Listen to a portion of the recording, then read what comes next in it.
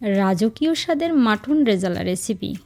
বাড়তি কোনো মশলার ঝামেলা ছাড়াই ঘরে থাকা সব মশলা দিয়ে আপনি খুব সহজেই রেসিপিটি তৈরি করে নিতে পারবেন। আসসালামু আলাইকুম, welcome to my channel yummy ঘর। আজ আমি আপনাদেরকে রান্না করে দেখাবো রাজকীয় স্বাদের মাটন রেজালা রেসিপি।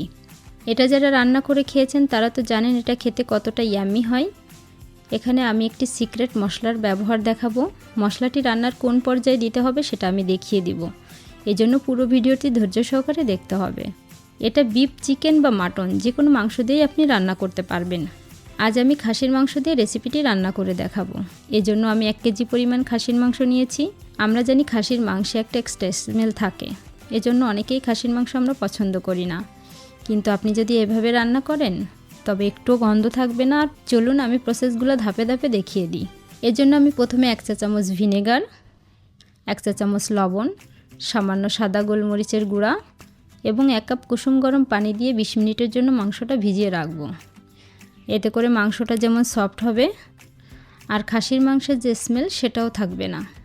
20 মিনিট পর আমি মাংসটা 2-3 বার ভালো করে ওয়াশ করে নেব। এখন মাংসটা ম্যারিনেট করার জন্য মাংসে একে একে সব মশলা দিয়ে দেব।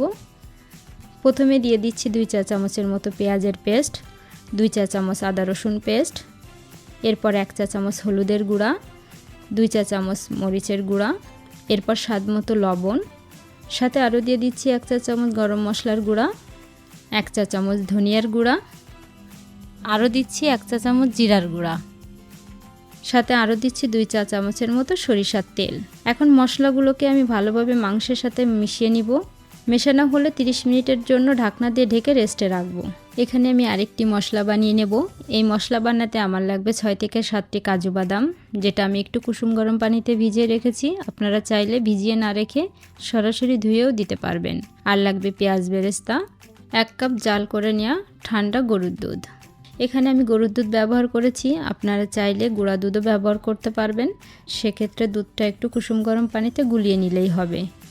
পেঁয়াজ বেরেস্তা, দুধ এবং বাদাম এই 3টি উপকরণ আমি একসাথে একটি ব্লেন্ডার মেশিনে ব্লেন্ড করে নেব। দেখুন ব্লেন্ড করার পরে মশলাটা ঠিক এরকম হয়েছে। এই মশলাটা রান্নার কোন পর্যায়ে ব্যবহার করতে হবে সেটা আমি দেখিয়ে দিব, এজন্য পুরো ভিডিওটি ধৈর্য সহকারে দেখতে হবে। এখানে চুলায় একটি প্যান বা কড়াই নিয়েছি। আমি যে তেলে পেঁয়াজ বেরেস্তা করেছিলাম সেই তেলের ভিতরে এখন আমি মাংসটা রান্না করব। তেলটা হালকা গরম হলে আমি এখানে 4টা এলাচ, দারচিনি, তেজপাতা আর লং দিয়ে হালকা ভেজে নেব। এটা থেকে যখন একটা স্মেল বের হবে তখন ম্যারিনেট করা মাংসগুলো দিয়ে দিব।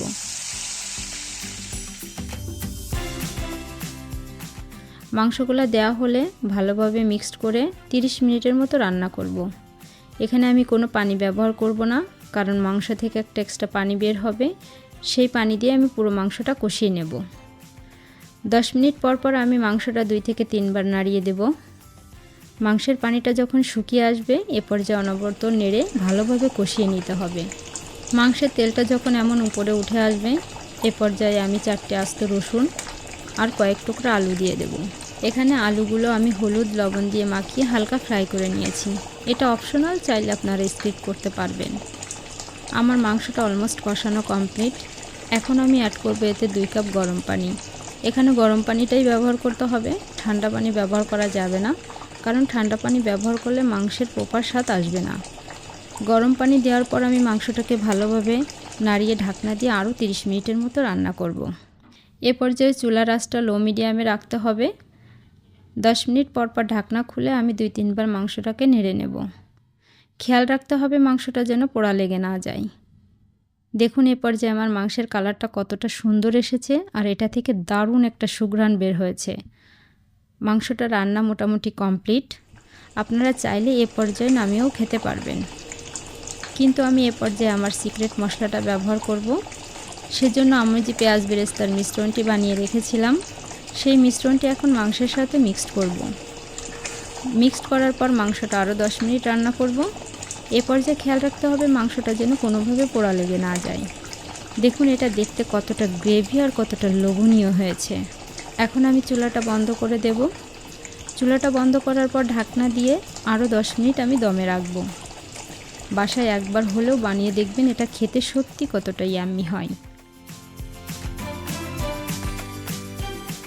এই রাজকীয় স্বাদের মাটন রেজালা রেসিপি আপনারা চাইলে গরম ভাত অথবা পোলাওর সাথে পরিবেশন করতে পারবেন। আজ এ পর্যন্ত। আমার রেসিপিটি যদি আপনাদের কাছে ভালো লেগে থাকে অবশ্যই চ্যানেলটি সাবস্ক্রাইব করবেন। দেখা হবে অন্য কোনো ভিডিওতে। সে পর্যন্ত ভালো থাকবেন, সুস্থ থাকবেন। সকলের সুস্বাস্থ্য কামনা করে বিদায় নিচ্ছি। আল্লাহ হাফেজ।